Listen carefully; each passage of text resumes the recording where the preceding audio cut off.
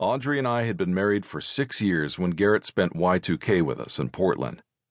It was the first time we'd seen him since our wedding. He'd been my best man.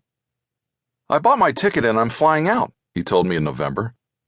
He was in graduate school again, his second stint. "It's about time I come to Portland, and if it's all over with the millennium, I'm going out with you two." On New Year's Eve, we got a sitter and had an early dinner downtown in time to be home and drink with the New York countdown. All was relief when the world didn't end.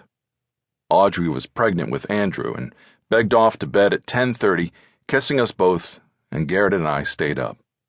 Christopher and Brian were still so little and would be awake early.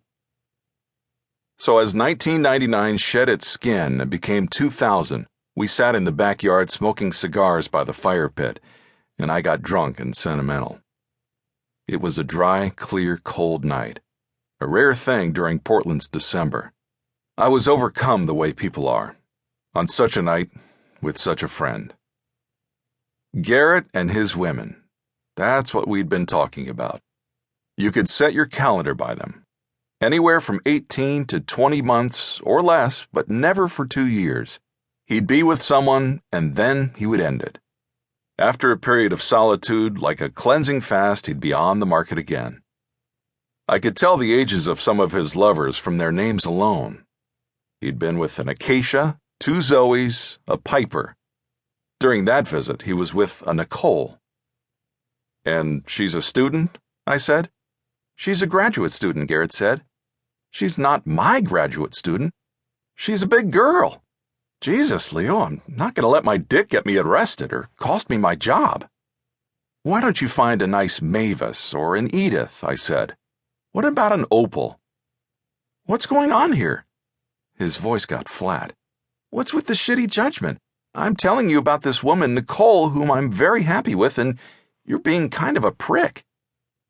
I had to tread lighter. The year and a half of what Garrett considered happiness, replaced by another of the same length but with a different woman, wasn't what he would call a problem. So while we argued about his future with Nicole, I pushed. "You know they want to marry you, right?" I said. "After a few months in, they imagine themselves years down the road with you, living in the brownstone with a library full of books from floor to ceiling, maybe a basset hound. No, a terrier. You smoking a pipe, wearing your glasses and sweater vest." "What the fuck?" he said. "I would never wear a sweater vest or smoke a pipe." "Not now," I giggled. "Later, in the happily ever after. Maybe even the occasional cardigan." "Fuck you," he said. "You're tittering, you titterer." I sprayed my drink from my mouth and folded into a hysterical pile until I managed to speak again. "Titterer," I said. "You're the titterer." We often reduced ourselves to juvenile behavior when we were together, even then when we were successful adult men. There's no denying that. "I'll be right back," I said, and stumbled inside for paper, a pen, and a flashlight. At the kitchen counter, I scribbled on the sheet of paper. When I got outside, I shoved the paper and pen at him. "I need a favor. Sign this." "Sign what? I can't sign something in the dark," he said. "Man, you're wasted." I flashed the light on the page. "This," I said. "It says, 'I, Garrett Reese, in the event of the death of Leo McGeary, promise to marry Audrey McGeary.' All you have to do is sign it." "What are you talking about? You're off your rocker," he laughed. "You're loaded." "Just sign it." I shoved the paper at him again. I poked his arm with the pen. "I love that woman, and if I die on her, I need you to take care of her, to take care of my family. You're the only person I'd trust to do that." Garrett took a puff off his cigar.